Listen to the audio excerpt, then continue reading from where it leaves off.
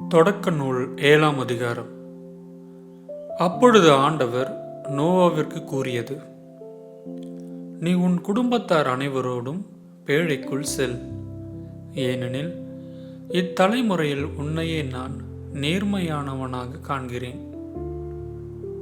தக்க விலங்குகள் எல்லாவற்றிலிருந்தும் ஆணும் பெண்ணுமாக 7 சோடிகளையும், தகாத விலங்குகளிலிருந்து ஆணும் பெண்ணுமாக 1 சோடியையும், வானத்து பறவைகளிலிருந்து ஆணும் பெண்ணுமாக 7 சோடிகளையும், மண்ணுலகெங்கும் அவற்றின் இனங்கள் உயிர் பிழைத்துக் கொள்வதற்காக உன்னுடன் சேர்த்துக்கொள். ஏனெனில் இன்னும் 7 நாட்களில் மண்ணுலகின் மேல் 40 பகலும் 40 இரவும் நான் மழை பெய்விக்கப் போகிறேன். நான் உருவாக்கிய உயிரினங்களையெல்லாம் இந்த நிலத்திலிருந்து அழித்தொழிப்பேன். ஆண்டவர் கட்டளையிட்டபடியே நோவா எல்லாவற்றையும் செய்தார்.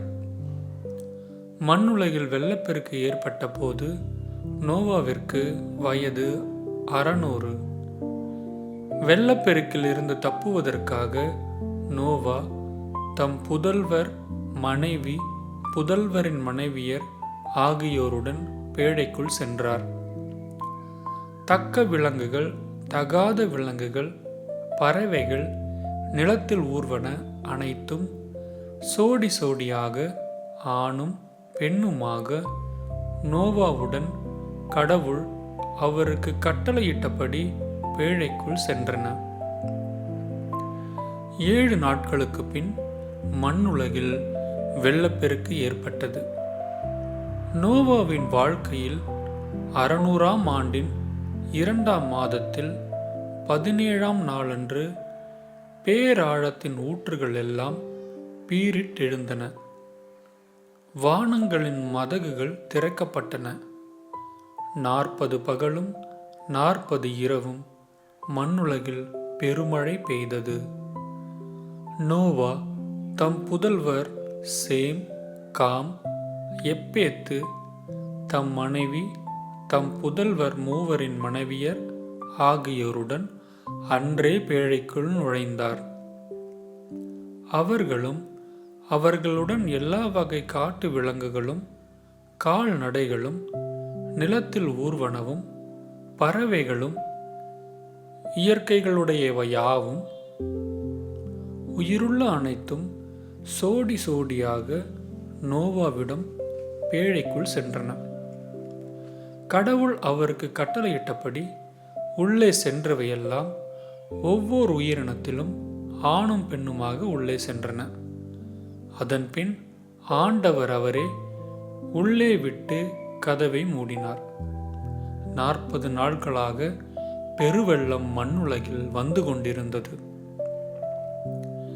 வெள்ளம் பெருக்கெடுத்து பேழையை தூக்க அது நிலத்திலிருந்து உயர்ந்து எழுந்தது. மண்ணுலகின் மேல் வெள்ளம் பாய்ந்து மிகுதியாக பெருக்கெடுக்க பேழை நீரின் மேல் மிதந்தது. மண்ணுலகில் வெள்ளம் பாய்ந்து பெருக பெருக வானத்தின் கீழ் எங்கும் இருந்த உயர்ந்த மலைகள் எல்லாம் நீரில் மூழ்கின. மூழ்கிய மலைகளுக்கு மேல் நீர்மட்டம் 15 முழம் உயர்ந்திருந்தது. நிலத்தில் ஊர்வன பறவைகள், கால்நடைகள், காட்டு விலங்குகள், நிலத்தில் தவழ்வன, மனிதர் அனைவர் ஆகிய சதையுள்ள உயிரினங்கள் அனைத்தும் மாண்டன. தரையில் வாழ்ந்தவற்றில் நாசியால் மூச்சுவிடும் அனைத்தும் செத்துப்போயின. மனிதர் முதல் விலங்குகள், ஊர்வன, வானத்து பறவைகள், ஈராக மண்ணில் உயிர் வாழ்ந்த அனைத்தும் அழிந்தன. அவை மண்ணுலகில் இராதபடி ஒழிக்கப்பட்டன. நோவாவும் அவருடன் பேழையில் இருந்தவர்களுமே எஞ்சியிருந்தனர். 150 நாள்களாக மண்ணுலகில் வெள்ளம் பாய்ந்து பெருகிற்று. ஆமேன்.